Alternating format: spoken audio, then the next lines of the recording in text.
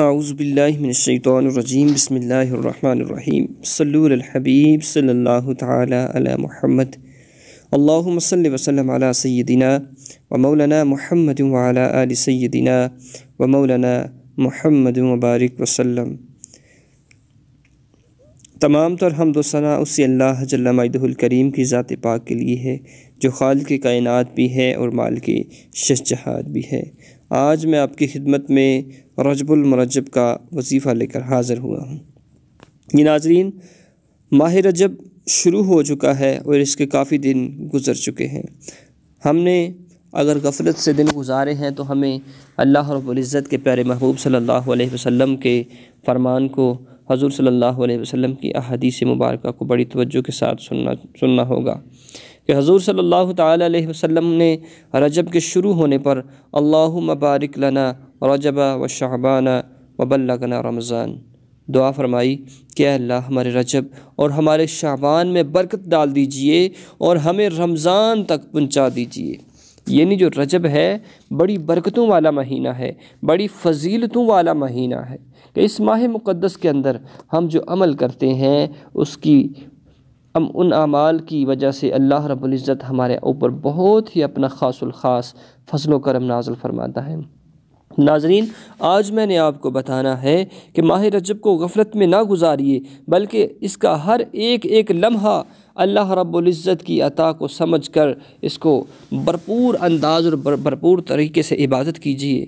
عموماً ہم دنیا کی رنگینیوں میں کھوئے ہوئے ہیں، لیکن ناظرین اپنی دنیاوی زندگی کے ساتھ ساتھ اپنی اخروی زندگی، اپنی عاقبت کو بھی سنواریے۔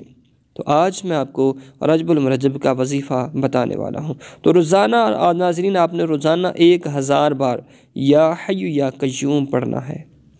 آپ نے روزانہ 1000 بار یا حی یا قیوم پڑھنا ہے۔ اگر آپ اس کو مشکل سمجھتے ہیں تو آپ نے 5 نمازیں ہیں، ہر نماز کے بعد 200 مرتبہ یا حی یا قیوم اس کو پڑھ لینا ہے۔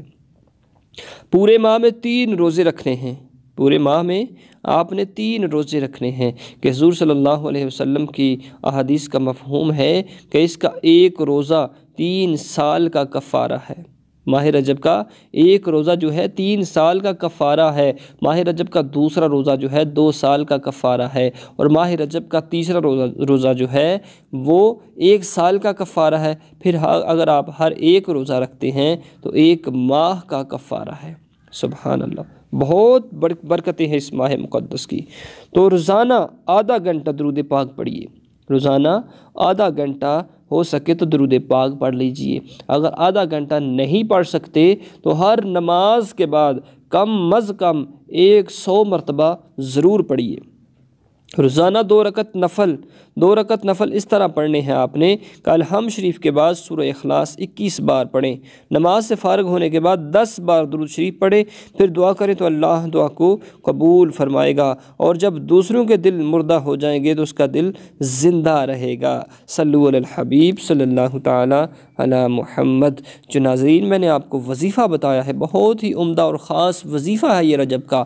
یہ عمل لازماً آپ نے کرنے ہیں کہ ان عمل کی بدولت اگر آپ کریں گے تو ایک وقت آئے گا کہ جب سارے لوگوں کے دل مردہ ہو جائیں گے تو آپ کا دل زندہ ہوگا۔